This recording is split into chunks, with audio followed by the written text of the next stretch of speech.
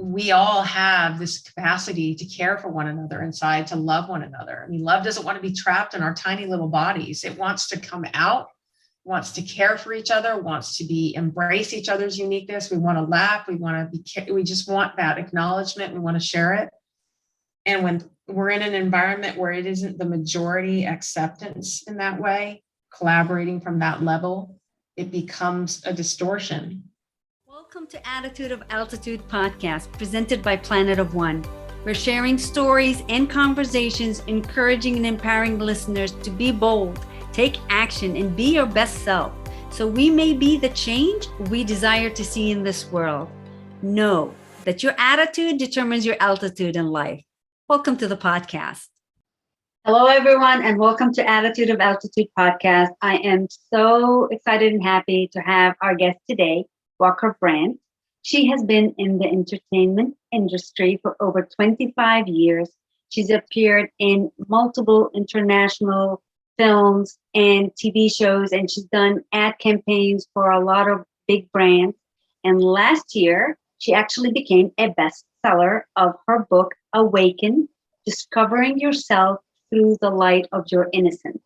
And I had the pleasure of actually meeting her not too long ago through a close mutual friend of ours that has a program, and I invited her to be a part of a ceremony that I was conducting for a graduation for my current class. And that turned out to be the best because I also got to meet Walker. So Walker, welcome. Thank you. I'm so excited to be here. I am so glad to have you with us. I know we sat and we talked for an hour and some beforehand after we had our graduation, but I really would love for the audience to get a feeling of who you are. So would you do me a pleasure? And I know they can go and read a lot of it in your book, which I will highly recommend you guys. Great, great book. But would you take us through your journey of where you grew up and how you became who you are? Because some people that get to know you now and see a lot of your success that you've had may not actually tell how an individual becomes who they are. So would you tell us a little bit about your background? I was born in California. I'm actually one of the rare California natives. I was born in Santa Barbara. And I lived in a little town or a little community in the mountains called Painted Cave most of my young life. I come from a family of Vikings. And a very interesting and challenging upbringing. My family has a legacy of alcoholism and drug abuse and overdose and all manner of different kinds of abuse. And as a child, I experienced a lot of it. The way that I landed in this business was after many, many years of navigating through that the best that I could, which was mostly with the grace of nature. As a kid, I would disappear inside myself and then disappear outside of my home to regenerate myself in nature. I found as a young person, really young person, that there was something in the natural world that could feed me what I was missing inside of my family because everyone was suffering. My mother and father, biological father, divorced each other when I was 3. They were in high school when they had my sister, and I have an older sister. So it was a very difficult time for my mother to be young and pregnant in high school, and then to go through that kind of experience in that era in the 60s. It wasn't accepted. Women were very much frowned upon for getting pregnant outside of wedlock, and divorce was frowned upon. She grew up in that kind of an environment. Not a loving environment, a violent environment herself. And then she married my stepdad, who was a Vietnam vet, and he was traumatized in Vietnam. And she married him when I was 3. So it was rough, to say the least. It was a really rough experience to manage as a young person. And as I became a teenager, it became unbearable. I couldn't manage the challenges that we all go through as teenagers. So much is changing so quickly inside of us. Our bodies become almost a foreign country. They do, actually. It's just, where am I? You wake up one day and it's what just happened. And the emotions and anything that was being tolerated, suppressed, is no longer possible. It just isn't. It just comes up inside of you like a fountain. And if it's a fountain of love, great. But if it's a fountain of pain, it's not so good. And at that point, I became very addicted to drugs and alcohol. Suicidal. I just became so in need of numbing myself. And that's when the legacy that was my family's, drug and alcohol abuse and self-destruction became mine. I stepped into that story. Even though I had been in that story and born into it, I resisted it as a young person. I resisted it by going out into nature and seeing something different for myself, using my imagination. It was my saving grace. At that point, I couldn't resist anymore. It was just too much, having this from the inside, these changes, and then it was getting worse and worse on the outside. And I found myself doing what a lot of my family did, self-medicating, and numbing myself to what was happening on the inside. And I started running away.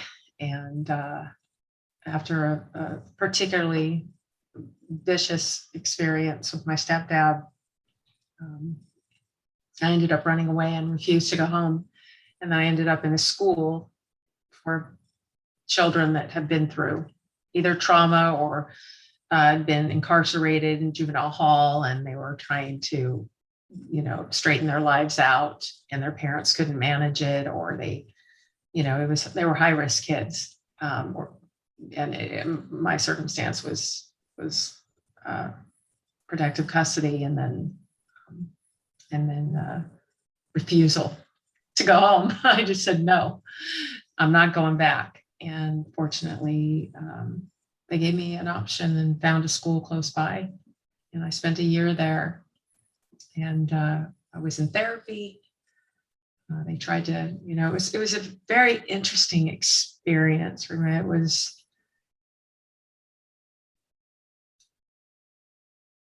I was in nature. So that was, I had the gift of being able to have a voice, choosing. And I said, I want to be in the mountains, and I want there to be horses, because I loved horses. And the lady at the halfway house I was living at, it was me and my parents and the sheriff, and they found one. And most of the kids there were from Southern California. They were either medicated on anti-hyperactivity drugs, or they were, like I said, out of juvenile hall, or their parents just were desperate, which I think my parents were too at the time. They didn't know what to do with someone like me. They were in so much pain themselves. And every single time I said no and I spoke up, it was a kind of mirror reflection that was too much for them to bear, which, that's what our kids are supposed to do to us, right? That's what they do. You come out in the world, they start saying things. They start doing things, and they challenge us to be there for them. They challenge us to see them they challenge us to love them past our own capacity to love ourselves. It's such a deep thing, such a beautiful thing to have a child and to be able to receive that space. And throughout the growth and throughout the journey of walking my walk, stepping into the story unconsciously, like I did, and just succumbing to it, and then pulling myself out. Once I did end up going home after that school, we had another, it just got worse again. And then I left permanently at 15 and a half and never went back. And I was emancipated at 16. And therein began my journey of trying to pull myself out of this story, of acknowledging that my voice had to be heard of myself. Even though I, young kid, didn't know really what that was, but I showed up for me in a way that I couldn't not do. I had to show up for myself because I was on my own. That was the part that I love about your entire story, is one of the parts, honestly, that you showed up for yourself. And I know there's so many young individual and older that are going through or have gone through some things that are really unbearable in some ways. Yet you have to continue. Everyone needs to continue their life. What was that piece that gave you the thought that you can have a voice, that you can actually stand up for yourself, so that if there is someone out there struggling, they can look for it, they can figure it out, because there's so much to live for. So what was that? It was my connection, the connection I felt in nature. Once I was on my own, I remembered that in nature, everything felt expansive. Everything felt unlimited to me. I was able to go into my imagination and see that I didn't have to only accept what I received from others as my truth, that I could receive something from my own self, that I could imagine something from my own self. And it was this feeling of being loved, and then accepting that I was loved.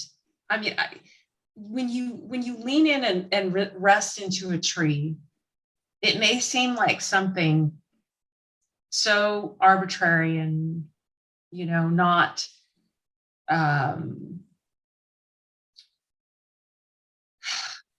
best way to say it, largely impacting and expressive in the way that we express ourselves. But what I felt when I leaned into a tree, sat against a tree, or laid inside of a cave as a kid, was comforted, was an acceptance and a support. There wasn't a pushing back. It was just there for me. And so it gave me something I wasn't getting inside my family. Is I was getting this foundation of support. And remembering those experiences, reminding myself of them, that it was there for me, is what gave me the strength to show up for myself. Is look, every day, I never knew what was going to happen on a daily basis. I mean, when I left, I ended up leaving this, I wasn't in Santa Barbara, by the way, to maybe clarify that. My parents had moved to Central California. So I had left from the Central California area, and my friend came and got me, who I'd made friends with at that school, and she came and got me and brought me to LA. I had never been to a big city like LA. Okay. And I'm, 15 and a half, and I'm a runaway, and it was huge. There wasn't a lot of nature around, but where there was, I found it. I found the parks, I found the trees. And it was complete unknown. But for me, I learned to accept the unknown as something that wasn't to be feared.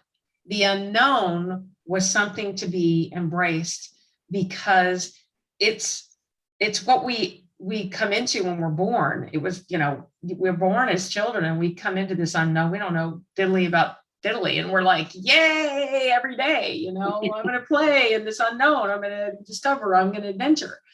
And so that's the mindset I took on at that age, although I was going through all kinds of pain and struggle. And I had severe PTSD. But when the day came, I knew I had to show up to what was happening. I knew I had to show up. I couldn't give up. I had to show up. That was the decision I made when I left. And I heard that voice that said, I was in a suicide attempt, and it was my third. And I had just literally risked my life moments before. And in my car, and thank God nobody else was around, and I didn't hurt anyone, but I was trying to kill myself in my car. And I saw that I resonated this. You can't do this. You could hurt somebody. And so I went home. Nobody was there. And I was going to end my life in another way. And in the moment before, I heard a voice that said, stop, leave. And I had never experienced the feeling of being so hopeless, so done, shift that quickly to resolve, except when I was younger in nature, when I would run from the trauma of my house into the mountains where we lived out in nature, and things would shift like that. And I thought, this is what I have to do here. I just kept telling myself, this is what I have to embrace in this space. There's not a lot of nature here in LA, but I have to remember that I have the ability to switch my perspective. This is in my ability. I know I could do that. I can remember, I can recall. That's there. It's there for me. So I just kept remembering, and that it became a habit to remind myself every day, you have a choice. You have a choice. You have a choice. You're responsible to you. You're responsible to you. And that, oh gosh, that was such a gift to me to have that. And I think that is the real strength and foundation that gave my own self-acknowledgement that I have the strength that I could do this, even if it was a tiny step every day, that I could do this. I could at least show up every day and choose the way I wanted to see the day. I could be afraid of it, or I could just move forward. And like I did in nature, I would be out exploring as a kid, hiking. I didn't know what was around the corner. I didn't know what was, and I just embraced it. Life is that way. And in that openness, people showed up in my life. I reflected an openness. And I think that allowed me to draw to me some of the extraordinary things that I was able to draw to me, instead of drawing to me the pain and suffering that was still in there and very clearly affected many areas of my life. The relationships that I drew to me, some of them were very destructive, very much like my childhood. But there was another part that I allowed. I was trying to find my responsibility to myself. I was trying to constantly redirect myself to the responsibility to myself. And every time something difficult would happen, I would say, where's my lesson? Where's the silver lining in this? Where's the silver lining in this? There's got to be silver lining in this. And that was what really gave me that strength. Is I never wanted to be that hopeless again. I never wanted to be that hopeless again. And I knew if I didn't want to be that hopeless again, that it was on me. I had to be responsible. That's incredible for someone young to get such a gigantic concept. And whether you instinctively have the instinct to listen to your inner intuition, even at the most difficult time, that you have a choice. And that choice gives you responsibility. So that's the biggest lesson for a lot of the younger generation these days is they do have choices, right? As we speak and as we do a lot of teaching out there, they have a choice, and you figured that out without anyone handing it to you, by you listening to your inner voice. In nature, you connected to everything that's way bigger than us that exists. And then as things got even more heated for you, you still found a way to hear your voice at the worst moments. And I find a lot of individuals dismiss their voice as if it doesn't matter. And really, that is the voice that matters. From that period of your life, which would be challenging for most people, yet you found a way to actually rise above it. Because no one handed you anything. No one gave you anything. You found your way through your career and the life that you built. And the most impressive part, honestly, for me, is the kindness that's within you and the genuineness that is within you. Even though you have gone through real rough times, no one would know that if they were talking to you on a normal basis. How did you move and find the courage to move to your careers and everything else? What was that for you? Well, I want to say that I did have some people give to me, because as you read, the lady that the family that took me in when I was a runaway, I have to acknowledge them every single time because they saved me. They were just so generous to take me into their home as a 15-year-old, and then to help me go through the process of emancipation, and then come get me when I was taken away again from my parents, that you read in the book. And that was a terrifying time, and they welcomed me there in their home. And the way that I was able to continue to draw was because of the reflection of people like that there were caring people out there, and I valued what they were giving me. It meant so much to me. And the responsibility and it's like an instinctual thing with me that we are responsible for ourselves, and that we chose to be here, and that no matter what we've been through, that there's nothing that's so bad that it recuses us from personal responsibility, and that our voice is a gift. And it's the most important need I found from people is to hear their voice and to have it heard. And like you said, people discount their voice, but your voice is why you're here. There's no voice like your voice. There's no voice that is ever going to be your voice.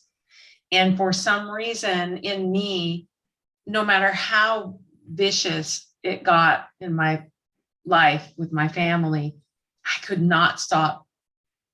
I just could not stop speaking my voice, and it made my family crazy. I mean, it was, when you're in a violent family, it's like they don't want you saying no, and they don't want you talking back. And I heard that all the time.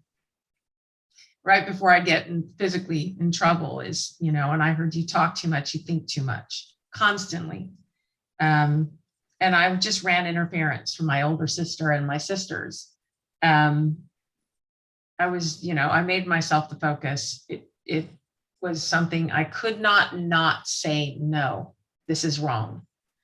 And I think when we allow our voices to be heard, if you can't, because it truly is a dangerous place, like I grew up in, to speak your voice gets you in danger. It puts you in danger and harm's way.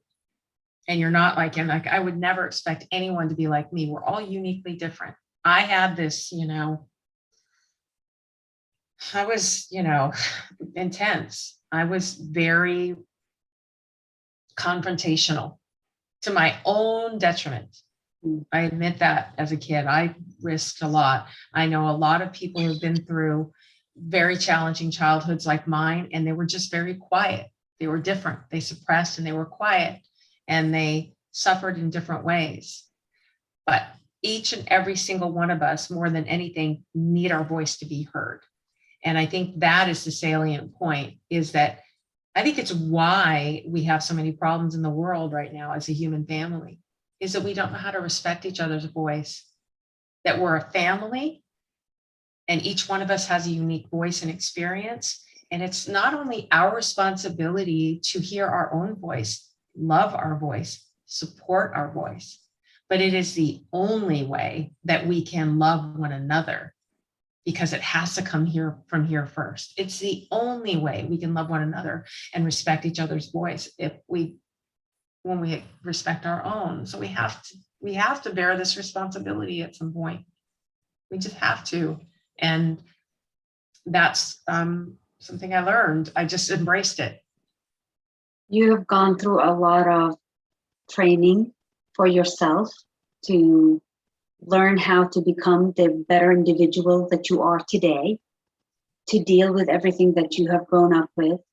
And you've also have gone to an industry which in general is very tough on individuals, especially females, being in the entertainment, being in the modeling and all of that.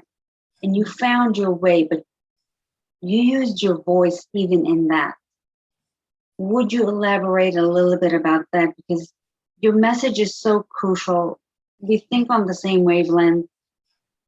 We've improved a ton as a human family in the way that we live, in the comforts that we have, in the technology that we have. Yet our biggest advancement, I've said this 1,000 times, and I think that's why we connected so well, is the human being advancement. For us to become better in dealing and loving each other as individuals and treating each other with that respect and taking responsibility. So you went to an industry that was, by all means, is a very tough industry. How did you weather that? And what were your lessons in that? This is an interesting thing, because I, first of all, never, ever in a million years would have thought that I was going to be a model or an actor. It is not something I thought of. Nobody in my family has ever been in the industry. It was a complete by chance. And what drew me to it was my creative, initially what drew me to modeling was the need to feed myself. And a photographer saying, you should try being a model, and me just laughing at him and thinking he was a pervert. But because I just was like, what? I just didn't grow up thinking, I can be a model. This is not the environment that I grew up in. We didn't focus on things like that. There was too much damage going on, too much self-denial and pain, and to look at and appreciate somebody on the outside, because there wasn't appreciation on the inside. So once I discovered that this would be an adventure, I could travel, and I could, I thought, oh, this is great. So I moved to Italy and I just said, sure, I'm going to go be a model in Italy. Why not? And it was an adventure. There was a fearlessness, and there still is. I have that. I've always had it as a kid, that it was, life is an adventure. The being in nature also gifted me with that, is I felt embraced by the unknown. So I wasn't afraid to jump into that unknown. And And then how acting came to me, it was another, by chance thing as becoming an actress. And what hooked me into it was the family environment of being on a production, how everybody became close together. This was something where everybody supported each other and was working together. And that was something that I longed for. So that I connected to that. But underneath what drew me to it, the sub story was what you said. It was dysfunctional. It was difficult. It was filled with rejection.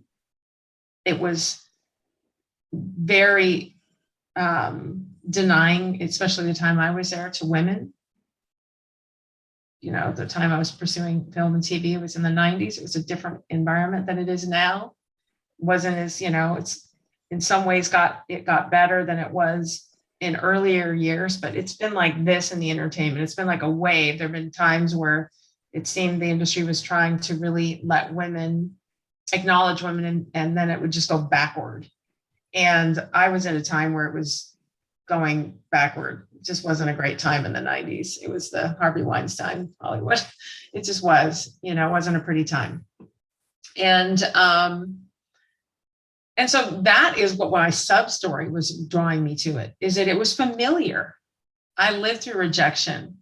I lived through self-denial. I lived through lovelessness. I lived through intolerance. I lived through suppressing your voice. I lived through do as I say, not as I do. This is what, if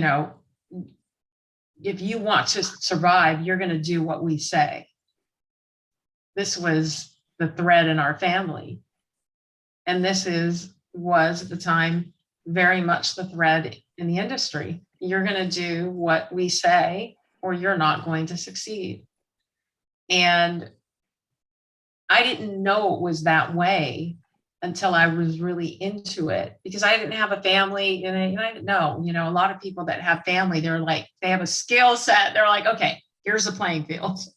This is your guy. You need to watch out for that one. And this one over here, you need to watch out for that one. But if you run this way and you use this play, you can reach the goal. That was not me. Okay. I'm like running into this guy and running into that guy, and you're not even realizing that I'm like hanging out with the wrong person who's like, telling me that, you should do this. And at the same time, I had some great experiences. Like my first audition was City Slickers, and everyone I worked with in that environment was absolutely beautiful. I got to work with incredible A-list actors. I got to work with a great director, casting director, amazing production company, and I was really cared for. I was an ingenue, knew nothing about acting, never done any acting up to that point, except for in some commercials in Europe. It was just a different environment altogether. And then as I grew into the business and started working more, then I started seeing, it's my need for being loved and my need for family. This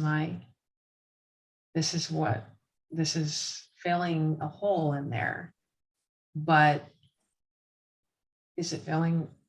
It's not feeling right.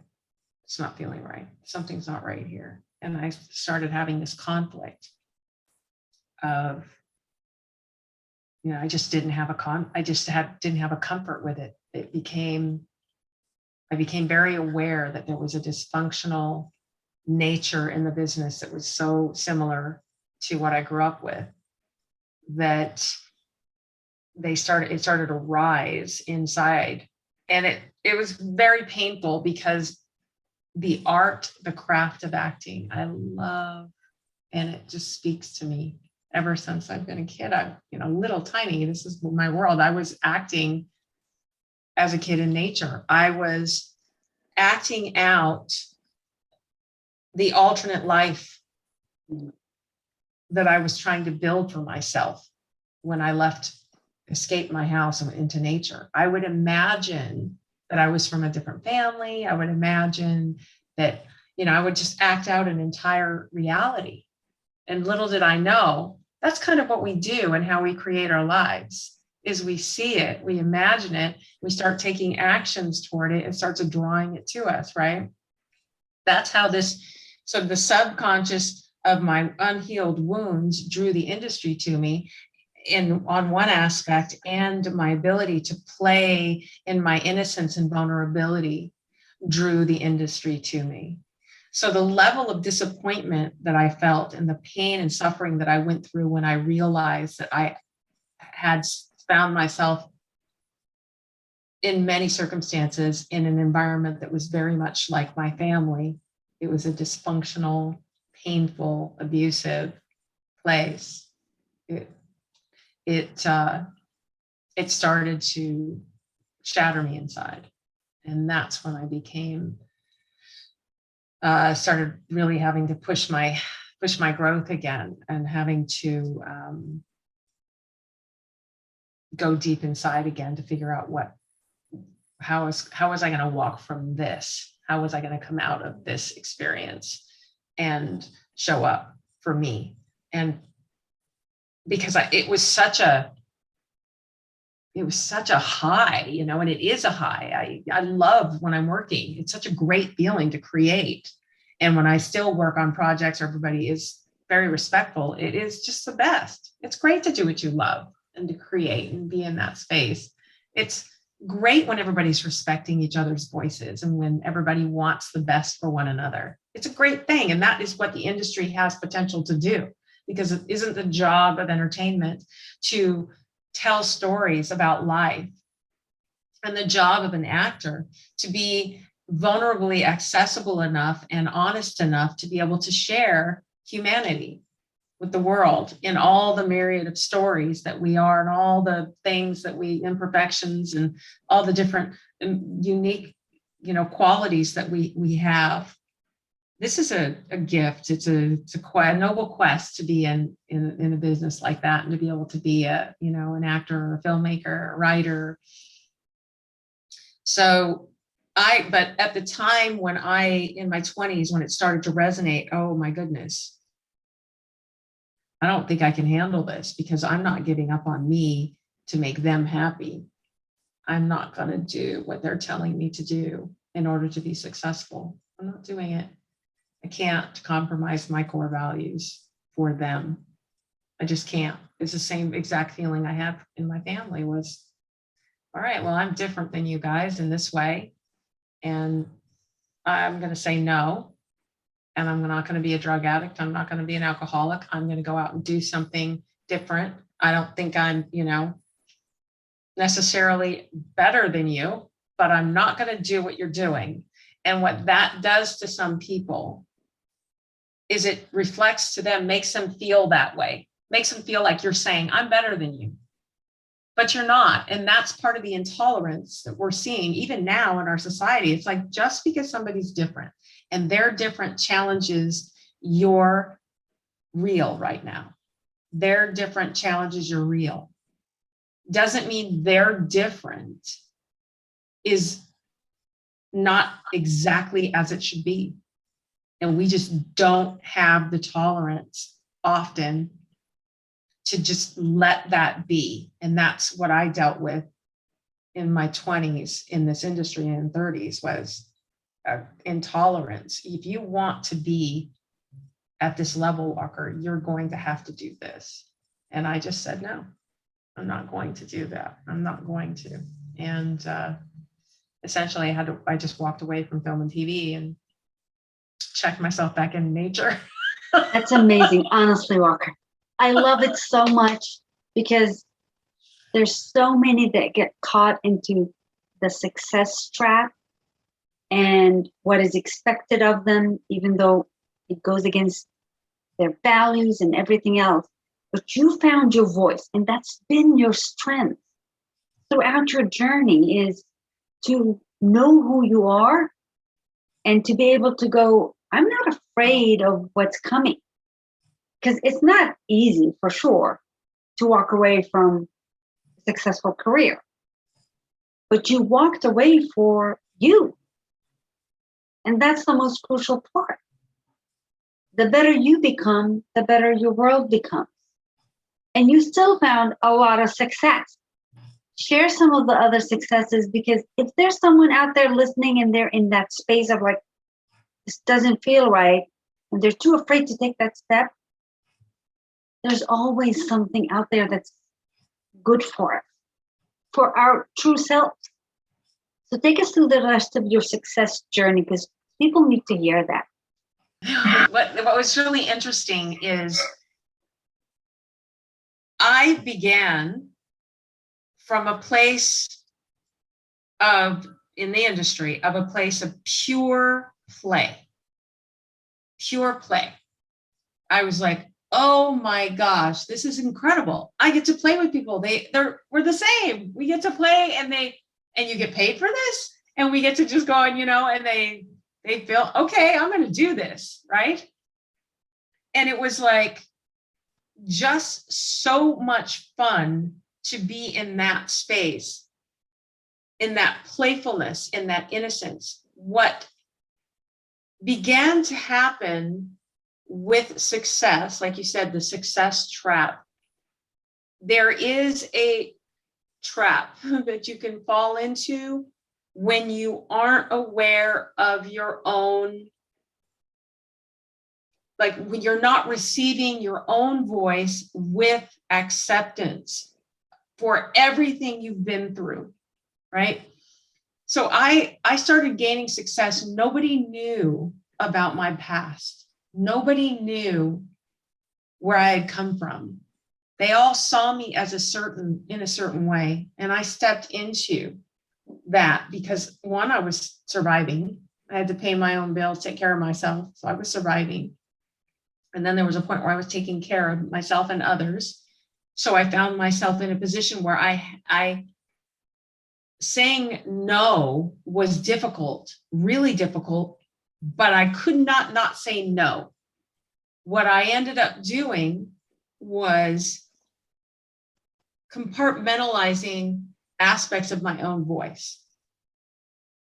And no matter what I did to try and not, try and do what they wanted me to do, except for some of the stuff. Like I said, well, I was told that, if you want to be successful, you're going to have to do nudity. And for me, having lived through what I had lived through, it wasn't an option. I wasn't going to be doing nudity. It was just not an option. And I understand, and I'm not saying that anything against any actress that chooses it. If you're comfortable and it doesn't, you've had the gift of being in a space inside yourself as a woman that makes you feel comfortable in that, and it's a completely different, situation than mine, then I have no judgment there. For me, it was not an option. And so it became like the thing, you're going to have to do it to get to the next level.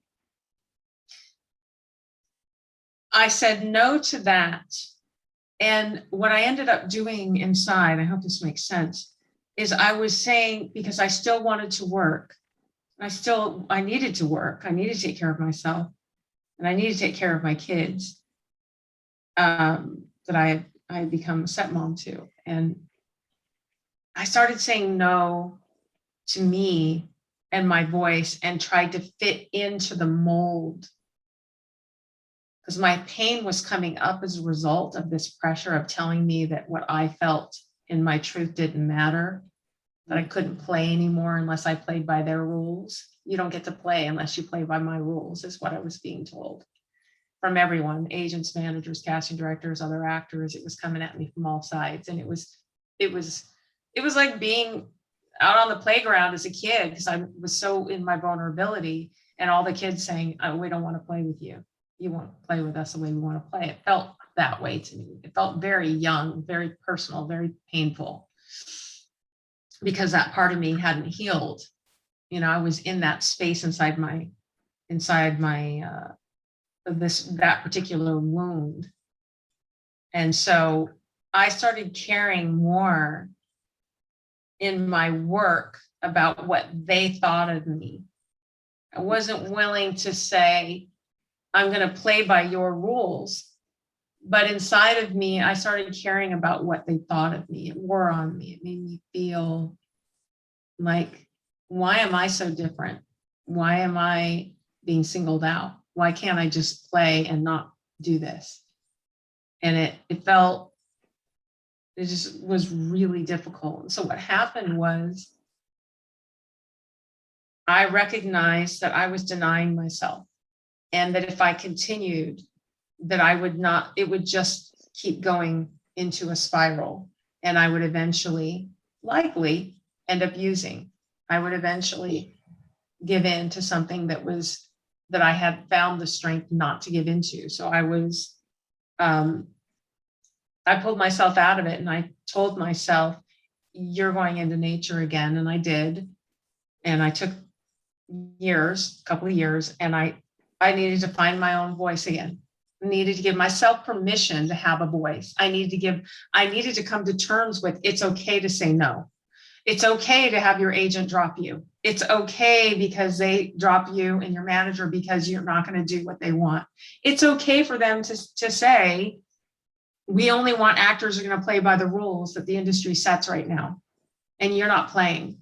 And it's been great, but you're not playing. So we're going to let you go. It was devastating for me to feel that, because it was like such a rejection. It was like being rejected by a family, but there was something so familiar to me that was so similar to my own family that it put myself on notice. It put me on notice that I had put myself in a situation that wasn't 100% authentic to my voice. It was more authentic to what I had lived through. And so I needed to go find my voice, give myself permission to have a voice. And that's what I did for that 2 years, is I gave myself permission to say no, to be okay with it, and to walk away, and to just love the craft and find another way if there was another way in. And I had a friend say, hey, why have you ever thought about commercials? And I thought, well, not really. My agents used to tell me not to do commercials, because back then they would tell you, don't do commercials. You're a movie star, don't do commercials, don't do TV, don't do soaps. I mean, it was crazy. It was so weird. There was all this everything that you can't do. And it was like all this, and now everything's changed that way, which is great. But it was like, you can't. I mean, anyone who's listening to this, if anyone who's an actor then knows, and they all know, because their agents told them the same thing. It's just so crazy. You can't do this, you can't do that, you can't do this. It's like, okay. But they were playing the rules that were set. It's the way the industry was, the way things were, the way things are, is that thing we all hear. And so when my friend said that to me, I said, no, but he said, Walker, it's different. Commercial side is different than film and TV. Just trust me on this. Go and talk to an agent about it, and go to a couple castings. And so I did. And I was blown away at the difference. Okay. It was just different. It was like, the casting directors had more levity, and the rules were different. Even though it's the same industry, it was just different. Everybody had a lighter spirit about them. And maybe part of it was because I did too, because I gave myself permission to hear my own no and be okay with it.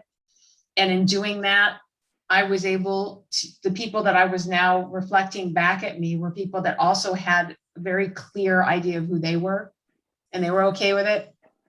And so, oh my gosh, as I say that right now, it brings something up about the film and TV side. I bet you there were so many women that I worked with that were in casting, and my agents and actresses that were in so much pain like I was about what was expected to be, because this is the way it is. And we were all reflecting that pain back and forth, because nobody felt that nobody had the ability to do anything about it at the time. For whatever reason, there wasn't a movement at that time by women for women. And that's what we needed. We needed one by women for women. And we were all hurt, upset. And the ones that didn't, just didn't want to deal with it would just, oh gosh, some of the things that women told me at that time were so unbelievable. They were so callous and so cruel to women. And because of what I've learned over these years since, I feel for those women. Whereas at that time, it really hurt me because it felt so personal. But they must have been suffering every bit as much as I was. They must have been, because we all have this capacity to care for one another inside, to love one another. I mean, love doesn't want to be trapped in our tiny little bodies. It wants to come out, wants to care for each other, wants to embrace each other's uniqueness. We want to laugh. We just want that acknowledgement. We want to share it. And when we're in an environment where it isn't the majority acceptance in that way, collaborating from that level, it becomes a distortion. And that is what that first round in the industry was. But because of my love for the work, because of the imagination, because of my need to be creative and express, I found another way in. And I had great success there.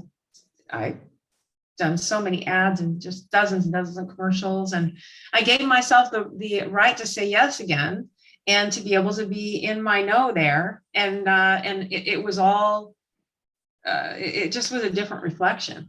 So, God, I hope everyone heard what you just said and how crucial it is going through that path of that's just the way it is. And you hear that so much and it's not the way it is. It took you taking that step to get out of the industry, to come back to you and honor you without dishonoring someone else at the same time, making them feel like they're less than in any way, shape, or form because they made a choice to stay in an industry or in an area that you felt isn't the right place or way. But you found your way and came back and can actually speak about the beauty of some of the industry. And what I hear from you is for us to find our voices, for us to hold ourselves in a space of loving ourselves and allowing each other to go through the journey without really looking down on someone because we don't know all their circumstances. And you've done a beautiful way and beautiful life of creating that for yourself. And now you've gone so much further than just the film industry, and not just the film industry and the advertising. You've gotten your book written. You teach in a great program, and you speak on a lot of platforms because your voice matters. And really, I would love for a lot of people out there, women and others, to hear that, to understand that our voices matter, and for us to take responsibility for them. Let us hear a little bit about the new journey of teaching, writing your book, and all the things that kind of pull things together. So I had begun my book. You know, I've been writing since I was a young kid. It was a way I got a lot of my pain out, and it was my own self-therapy. So I journaled a lot. I've been journaling since teen years. And I had thought about writing a book, but not a memoir necessarily, because I was like, oh gosh, who wants to hear this story? I don't know if I want to write this story. Surprised, tons of people want to hear the story because it makes them feel that they can do anything. Really, that's the power of your story. I didn't even see. I didn't interpret it that way for so long because I was dealing with my own self-judgment. I was dealing with my own worthiness, feeling like, oh gosh. And I didn't want to disappoint. I felt like, you know, people would be like disappointed or freaked out, or they think I wasn't as capable as I am just because I had this in my past. It was such a weird thing that we tell ourselves, the power that our power lies in our vulnerability is not something that we learn without being shown with our parents, by our parents and our family, and initially. And if they don't teach us that, then we have to go out and find it. And often it's not something that the world, says, okay, that was rough, but let me give you safety. It's not what you feel when you're a runaway. Okay. You're not feeling safe. So I didn't recognize that until my life, the success I have, it just wasn't fulfilling. There was something that wasn't content in me. I was like, why do I feel in a wonderful relationship? I adore my husband. I made love my number one goal. Is I wanted to know how to love. I wanted to be loved, and I wanted to know how to love. So I studied everything I could read on love from teenage years. I still do. I love and the power of it. I think it's the most powerful energy in the existence. And so there was this moment where I felt like, my gosh, how can you even not be fulfilled right now? How do you not feel content? And it was a recognition that I was not comfortable being 100% in my vulnerability with my story. And it happened when I went through a life experience that was similar to what I've lived through with my grandmother when she was taken away from me at 3. She was the person who I loved the most and who was the most vulnerable and loving unconditionally to me. And she was taken violently by my grandfather from all of us. And there was a diagnosis, and the person that I loved the most was possibly going to be taken from me if we couldn't beat it. And something inside just cracked. The pain of the possibility of losing somebody who had my 100% vulnerability was just the kind of impact that part of me that was still in containment needed to break it. And when that moment happened, everything that was under that I wasn't giving myself permission to be okay with about me, to be in acceptance with, there was no more ability to do that. There was no chance.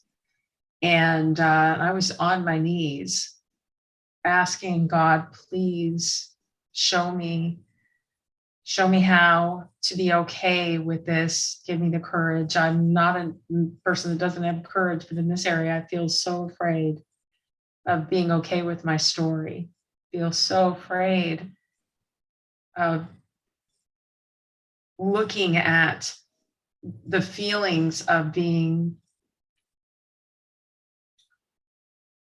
when you live through some things, there's a feeling of not having a right to be with yourself, to be here, having a right to feel even just clean. It's like a thing that happens to us when we've been through some experiences in our lives, that the shame or the unworthiness is so profound. And when it happens at a young age, your mind and body can't hold it. Your mind, can't deal with it. Your body holds it. And until the moment in your life when you reach the point when your mind can hold it with that love that needs to be held with, that acceptance, your body won't release it. At least that was my story for me. And this moment was the release to what my body had been holding. And so it forced me to look at this. And when I looked at it, my story just was so, it was right in front of me. It was like, oh my gosh, okay, I hadn't thought of that in a long time. And oh my gosh, okay, this is my life. It feels like 6 or 7 different lives. wow, this is all in there. Okay. And I'm looking and I'm feeling it in my body and I'm shaking at different times. I was going through months of just letting it come through my body and releasing it from these areas. If you read in my book, you'll see I had a containment center, but there were other areas that it was in. And so I started walking through that, giving myself permission to be my own parent in a new way. And literally sitting beside myself is what I felt like. And I said, call my friend and say, I just want you to know I'm sitting beside myself right now. That's all I have to say. I would just say, I'll talk to you later, but this is what's happening right now. I'm sitting beside myself. Because I had to put myself in that. And this is where the gift of my imagination and the gift of this ability as a kid that would come out in me and be able to do this work with myself and love myself enough to do this work with myself. And I asked God, okay, I've got to be okay with me. I cannot do this myself, obviously, because I've walked my life. I've created success, a lot of it, with all this.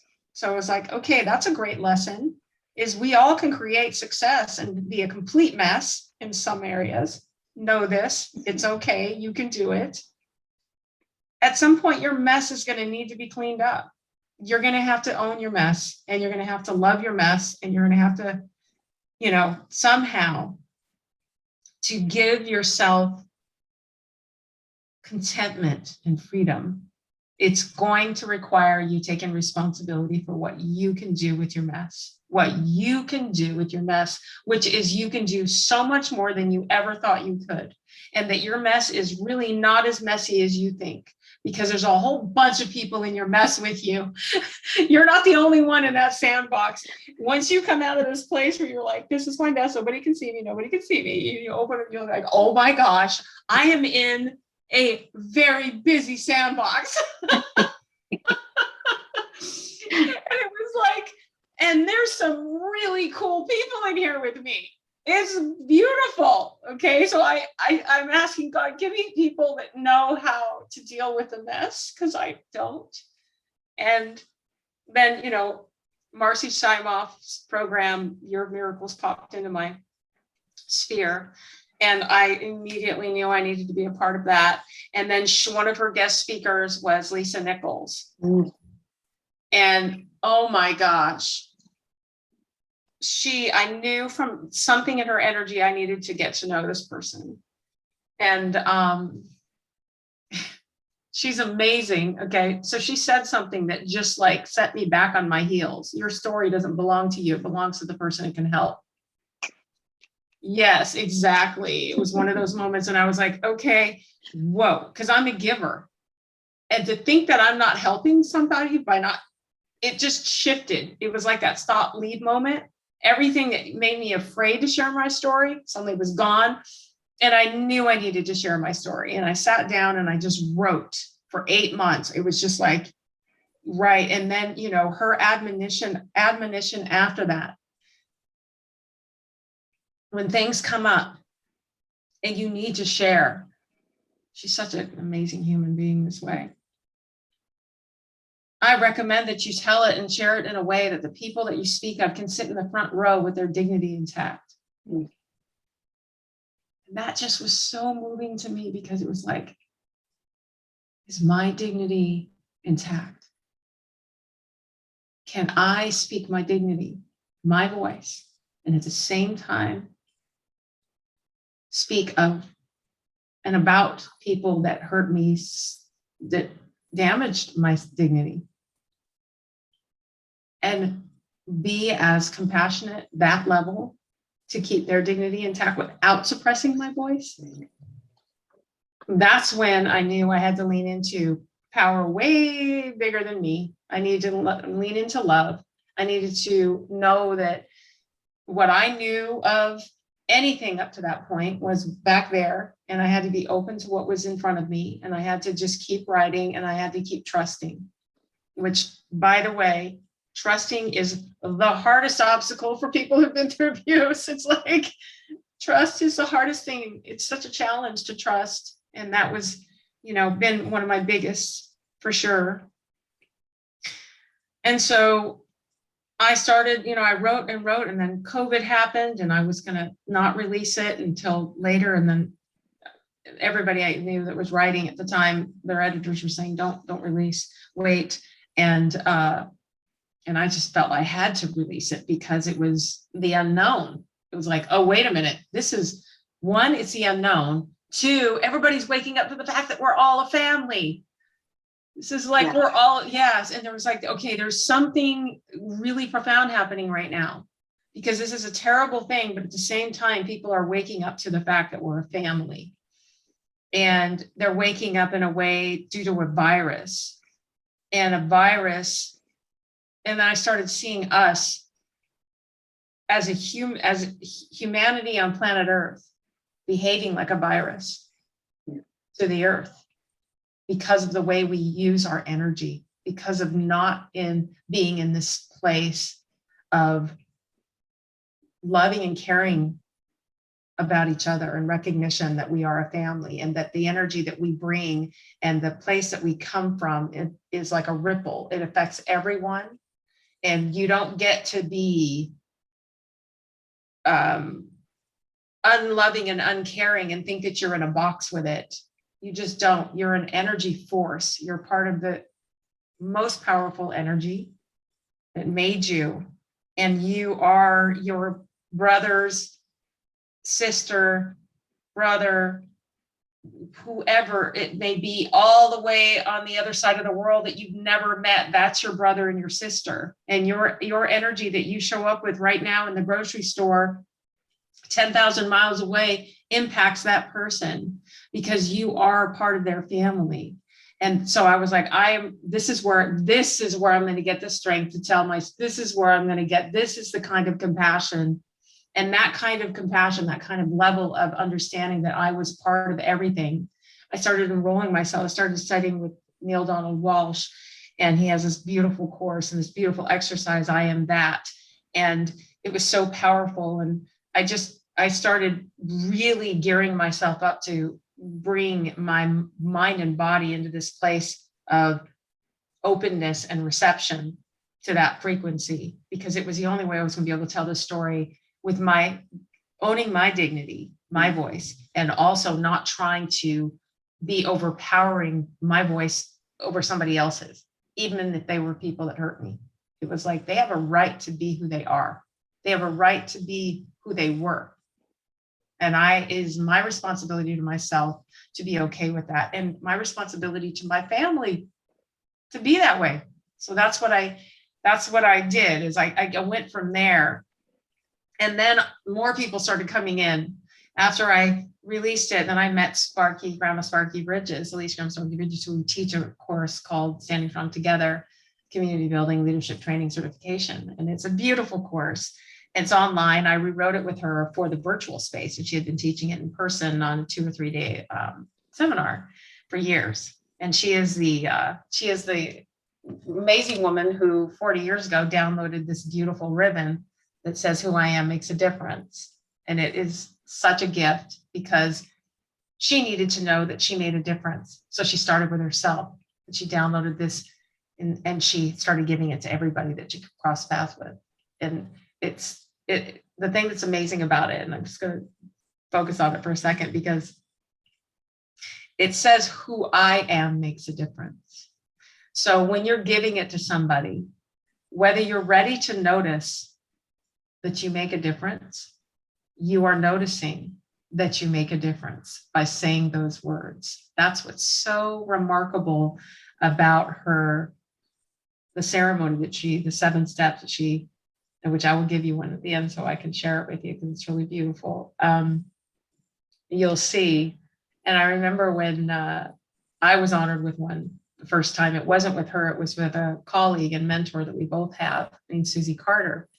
And she, at the end of one of her seminars, everybody honored each other. And it was just such a gorgeous moment of authenticity and vulnerability, where it puts you in this bubble of really noticing each other for who you are in your moment right there, being together as a human being, somebody you don't even know. It's so incredible. an affirmation of our family. And then I'm at an event and Sparky speaks, and I was like, oh, I know you. And that was, and then I ordered 100 ribbons for $20, and she just randomly calls me, which was so bizarre. She never calls people for a $20 order, but she called me, and she has a great script, and she needed character work, and she asked me what I did, and I said, I'm an actor. And then she told me about her script being The Sound of a Billion Dreams. And we just connected heart to heart at that point. And then, like, I don't know, we had 30 characters we were working on in this script, which is based on true experiences when she was teaching in schools at assemblies, and actual kids and adults that she had their lives changed as a result of this ribbon, the power inside of it. And I looked at her one day and I was like, oh my gosh, Sparky, this says who I am makes a difference. So when you honor somebody, whether they realize it or not, they're acknowledging themselves. They don't even know it, but they're honoring themselves. And she looks at me and she starts laughing. She goes, it took me 15 years to get that. She goes, I'm out honoring everybody. I'm trying to get people. She goes, I'm trying to get people because she needed love. She reached the lowest point in her life and she needed love. And her way to find it was to give it, give it. She trained herself to love herself. And to come full circle to our conversation, that is exactly something I knew inside myself, is I needed to love myself to give it. And I wanted love more than anything else. So I needed to love myself to get it. And there just wasn't going to be an out. I was surrounding myself. Mm-hmm. There wasn't going to be an out. I had to go through myself to get to love. And that was something that, I saw. I had the gift of seeing it because I asked for it. But it isn't just my gift. Every one of us has this gift. Every one of us is love. It's inside of us. It doesn't want to be trapped in our little bodies. It wants out. It wants to connect with the love around us. And we can't escape that. It is who we are. And if we're afraid of it, like there's another quote Lisa said the other day. She goes, fear in one hand, courage in the other, leap.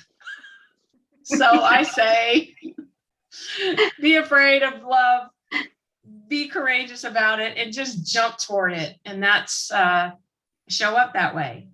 Walker, thank you so much for being yourself, for being genuine and sharing this incredible truth, especially the nugget about finding your dignity and sharing your story and your voice without being undignified to the people that are in the story. And that's such a big piece out of becoming the great person that you are. And that is part of love. So thank you. Thank you. And I am so appreciative of everything that you shared. I hope everyone has caught all these great nuggets. And I hope they catch part of your training and everything that you're working on. And we actually did a podcast with Grandma Sparky a while back, and they definitely ought to go back and catch it because she does share a lot of her wonderful story and how she started this ribbon ceremony that is so crucial. What is the best way for the audience to connect with you, to keep up with you? What's the best way to reach out to you? My Instagram, Walker K. Brandt. I have to say Instagram is the one I tend to go on the most, or my website. Email me at walker@walkerbrandt.com. I'm on Facebook as well, so you can find me there. You can find me on LinkedIn. You can find me on Instagram. I tend to be on Instagram. It's quicker, it's easier, and my schedule. So I'm not on TikTok. Haven't delved into that one yet. But yeah, that's the best. Send me an email. Hook up. On my social media. I'd love to hear from you. And it's been such a pleasure being here. It really has. Thank you. And I hope the audience connects with you and gets your book. It really is a wonderful way of sharing who you are and giving them some teaching tools that they can use for themselves. Walker, is there anything that you'd like to share that I may not have asked, that you go, oh, I wish Remy had asked me this? Is there anything that's like you would like to still say to someone? Well, I always want to say you're not alone when you think you are. I discovered that in my lowest moment. There is somebody in that sandbox with you, and there's a lot more than you think. And see that the love in you is in need of coming out of you. And as soon as you give yourself that permission, you give the love that's on the outside waiting for you the permission to just fill you completely. And yeah, that's it. I'm just grateful to be sharing this time with you and this experience. Thank you. Thank you again. I really, truly appreciate you. And for our audience, remember, our attitude determines our altitude in life. In everything that we're working on, we got to be checking in with ourselves so that we can move to the best versions of who we are, so we can create a better version of our humanity and really become the family that we are, because we are all connected. And if nothing else, this last year, 2 years, have taught us exactly that. If you weren't already aware of it, your attitude determines your altitude. Let's be in check of who we are. Walker, thank you. And I love you. Thank you. Love you too. See you guys on the next episode.